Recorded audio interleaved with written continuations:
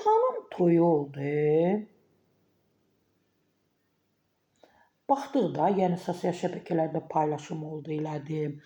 Toyda olan adamlar, sənət dostları belə paylaşımlar etmişdi. Mən də oxudum. Belə videoların altında biz hazırıq da insanı təhqir etməyə, xoşa gəlməyən ifadələr işlətməyə. Biri dedi qız ondan cavandır, uşaqdır. Biri də Pünhan nə gündədir. Biri dedi Pünhan bu nə oynamaqdır. Gül gətirəndə kişi gül aparır da. Bu nədir, özündən razıdır.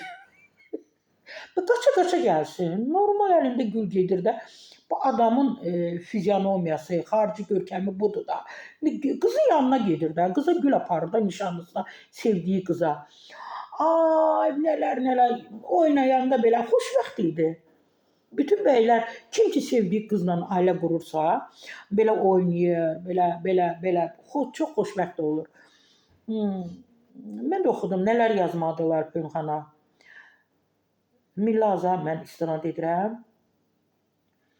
O, təbii ki, onu belə tənqid edənlər çox oldu, hamıya cavab verir. Deyirlər ki, bəy güya ağır olar.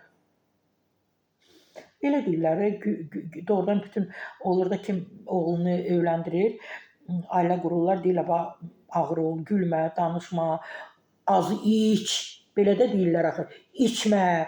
İndi olur axı bəylər içir dostlarına, hoppanırlar, düşürlər ki, içmə, az ye, nə bilim, hər şeyi ona irad bilirlər də. Mən necə varamsa eləyəm, bunu başa düşmürlər. Nə olsun ki, bəyəm, yəni bəyəm deyə oynamamalıyam. Öz xoş günümdə insan da oynamalıdır da. Bəziləri kimi özümü dağın başına dartıb lovğalıq etmirəm ki. Ay Pünhan, əcəbliyib oynadın. Öz toyunda özün oynamalısan da. Sən oynamalısan ki, dostların da ətrafa yığılsın. Qızla bağlı ki, qız gözəl göçək qızdır. Ay yaşı azdır. Ay Pünhan. Pünhanın 70 yaşı var.